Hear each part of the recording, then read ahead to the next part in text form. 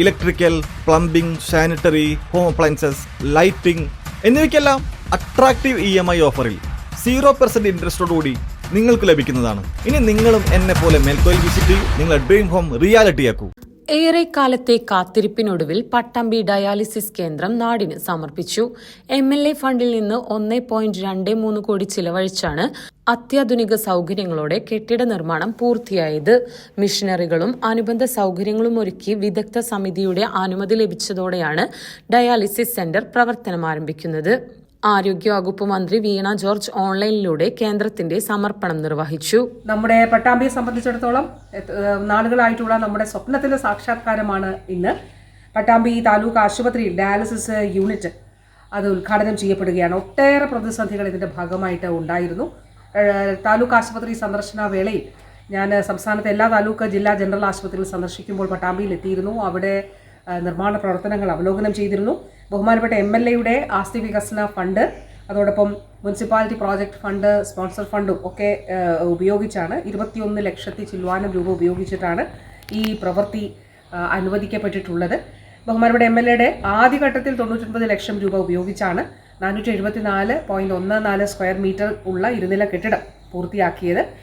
അതിന് ശേഷം പിന്നെയും 2021 24 ലക്ഷം രൂപയ്ക്ക് കുഴൽക്കിണർ, septic tank, generator, fridge, TV, reception വർക്കുകൾ എന്നിവയും കൂടാതെ ആദ്യ നിലയിൽ സ്റ്റോർ റൂം, ജീവനക്കാരുടെ റൂം, പെയിന്റിംഗ്, അങ്ങനെ ഒട്ടേറെ കാര്യങ്ങൾ MLA ഫണ്ടിൽ നിന്ന് ചെയ്യുകയുണ്ടായി. ഈ നിലയിൽ ബഹുമാനപ്പെട്ട MLAയുടെ നിരന്തരമായിട്ടുള്ള ഇടപെടൽ അതിൻ്റെ ഭാഗമായിട്ടുണ്ടായിരുന്നു. അതുകൂടാതെ MLA ഫണ്ടിൽ നിന്ന് 8 ഡയാലിസിസ് മെഷീനും മറ്റു ഉപകരണങ്ങളും ഇവിടെ വാങ്ങുവാനായിട്ട് നമുക്ക് കഴിഞ്ഞിട്ടുണ്ട്. KMCL വഴിയാണ് ഇത് വാങ്ങിയിട്ടുള്ളത്. ചടങ്ങിന് അധ്യക്ഷത വഹിച്ച മുഹമ്മദ് മുഹസിൻ MLA ശിലാഫലകം അനാച്ഛാദനം ചെയ്തു. സ്ഥലപരിമിതി കൊണ്ടുള്ള വലിയ പ്രശ്നം നമ്മുടെ താലൂക്ക് ആശുപത്രിക്കുണ്ട്. എന്നാലും അത് പരിഹരിക്കാനുള്ള ശ്രമങ്ങളാണ് ഇപ്പോൾ നടത്തിക്കൊണ്ടിരിക്കുന്നത്. അതോടൊപ്പം എടുത്തു പറയേണ്ട കാര്യമാണ് പട്ടാമ്പി മണ്ഡലത്തിൽ ആരോഗ്യ മേഖലയിൽ ആദ്യഘട്ടത്തിൽ നമ്മൾ കുടുംബാരോഗ്യ കേന്ദ്രമാക്കി ഉയർത്തിയത് ഓങ്ങല്ലൂർ പ്രൈമറി ഹെൽത്ത് സെന്ററാണ്. അവിടെ ഗ്രാമപഞ്ചായത്തിന്റെ കൂടി സഹായത്തോടുകൂടി വളരെ മികച്ച സൗകര്യവും കെട്ടിടവും അവിടെ യാഥാർത്ഥ്യമാക്കി കഴിഞ്ഞു. മറ്റൊന്ന് തിരുവേഗപ്പുറയില് ആശുപത്രിക്ക് MLA ഫണ്ടില് വളരെ മികച്ചൊരു കെട്ടിടം അവിടെ യാഥാർത്ഥ്യമാക്കി. അതോടൊപ്പം പുലിക്കല്ലൂർ പഞ്ചായത്തില് മറ്റൊരു കെട്ടിടത്തിനുള്ള എല്ലാവിധ സംവിധാനങ്ങളും ഒരുങ്ങിയിട്ടുണ്ട്. അടുത്ത ദിവസം തന്നെ അത് 1.5 കോടിയോളം വരുന്ന തുകയുടെ കെട്ടിടവും സൗകര്യവും അവിടെ ആരംഭിക്കാൻ പോവുകയാണ്. 2 ഷിഫ്റ്റുകളിലായാണ് ആദ്യഘട്ടത്തിൽ ഡയാലിസിസ് നടത്തുക. പട്ടാമ്പി താലൂക്ക് ആശുപത്രിയിൽ രജിസ്റ്റർ ചെയ്ത രോഗികളുടെ മുൻഗണനാ ക്രമം അനുസരിച്ചായിരിക്കും ഡയാലിസിസ് നടത്തുക. 10 കിടക്കകൾ ഉണ്ടെങ്കിലും 8 യന്ത്രങ്ങളാണ് ഇപ്പോൾ എത്തിയിട്ടുള്ളത്.